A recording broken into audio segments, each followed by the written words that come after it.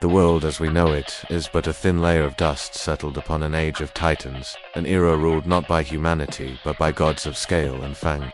For centuries, we have unearthed their remains, piecing together a history we thought was long dead and buried.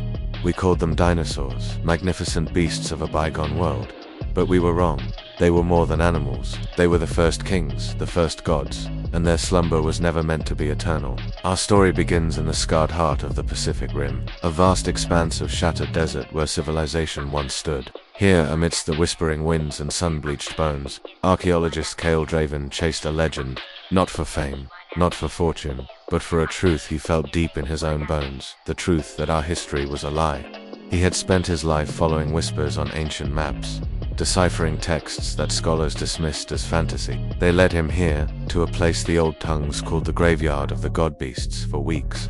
His team had found nothing but the fossilized remains of common predators. But Cale knew he was close. A strange energy pulsed beneath the sand, a low, rhythmic thrumming that only he seemed to perceive. He sent his team back to camp, claiming the heat was getting to him, but in truth he was being called, alone, under the unforgiving sun. He followed the hum to a ridge of black, volcanic rock, and there it was. Protruding from the sand like a jagged mountain peak was a single, immense tooth. With trembling hands, Cale began to dig. He didn't use shovels or machinery. This felt too sacred.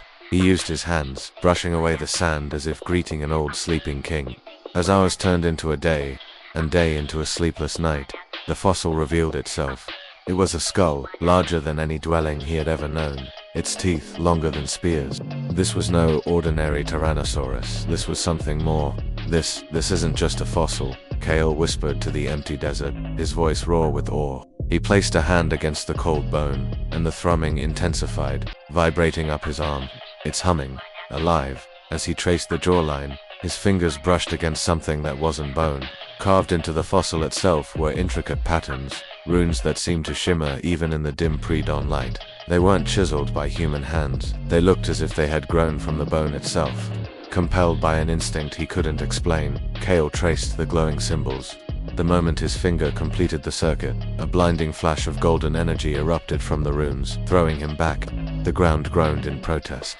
A deep, resonant rumble echoed from the heart of the planet, not like an earthquake, but like a colossal heartbeat starting after millennia of silence. The desert floor began to crack and splinter. Fissures spider-webbed out from the skull, splitting the very rock beneath Cale's feet. He scrambled backward, watching in terror and wonder as the earth itself tore open. From the chasm, it rose. It was not a skeleton, not a fossil, but flesh and scale and fury. A colossal Tyrannosaurus, larger than any building, emerged from its tomb of rock and time. Its scales were the color of polished obsidian, and between them, molten golden light pulsed with every thunderous heartbeat. Its eyes, burning suns of ancient rage, blinked open, taking in a world that was no longer its own. The beast threw back its head and unleashed a roar that shattered the air, a sound of primordial dominance that had not been heard since the dawn of time. Watching from the trembling ridge, Cale could only whisper the name that bloomed in his mind, a name whispered to him by the ancient energy of the runes. Rex Magnus, the great king. But this cataclysmic rebirth did not go unanswered. The energy released by the awakening of Rex Magnus was a shockwave that rippled across the globe. A silent scream that tore through the deepest trenches of the ocean, far beneath the waves, in an abyss so dark that light had never touched it. Something ancient stirred from its eons-long slumber. In the crushing blackness, a single, reptilian eye, vast and malevolent, snapped open. Then another, and two more.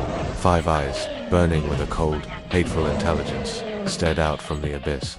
5 serpentine necks began to uncoil, each one ending in a head wreathed in abyssal shadow and crackling with elemental power. The water around this being began to boil and freeze simultaneously. The god queen of the primordial seas was awake. The name echoed not in sound, but in a wave of pure psychic dread that washed over the minds of every living creature in the ocean. Tiamat. Back in the desert, Rex Magnus took its first thunderous step onto the new world. Its gaze was fixed on the horizon, not seeing the sand or the rock, but sensing a presence, a rival, an ancient enemy whose reawakening was an intolerable challenge to its sovereignty. The Earthshaker felt the Sea Waker, and its molten core burned hotter with incandescent rage. The age of humanity was over.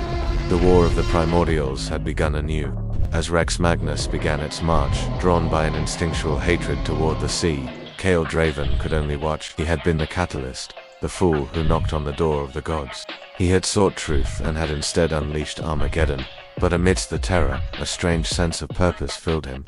The runes he had touched had not just awakened a titan, they had branded him, leaving an echo of their power in his mind. He could feel the king's intent, its direction. He scrambled back to his jeep, his mind racing.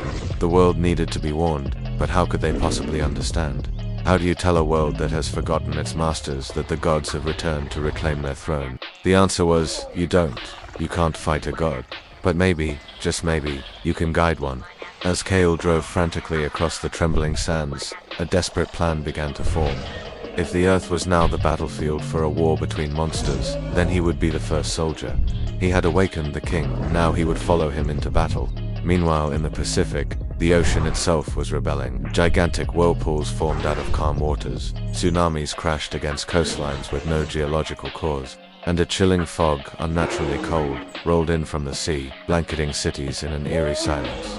From the depths, Tiamat was rising, her 5 heads tasting the air, searching for the scent of her ancient foe.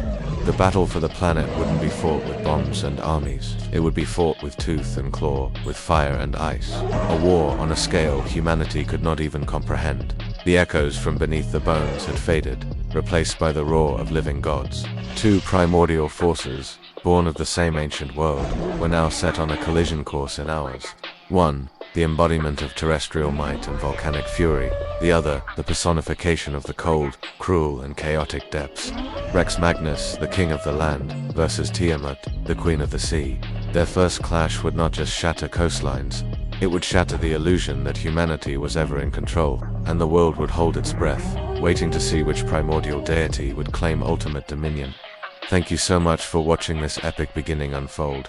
If you're as excited as we are to see this cataclysmic battle, make sure you hit that like button, and definitely subscribe and turn on notifications so you don't miss a single moment of this titan-sized war. Let us know in the comments below, who are you rooting for? Team Rex or Team Tiamat? We'll see you in the next episode.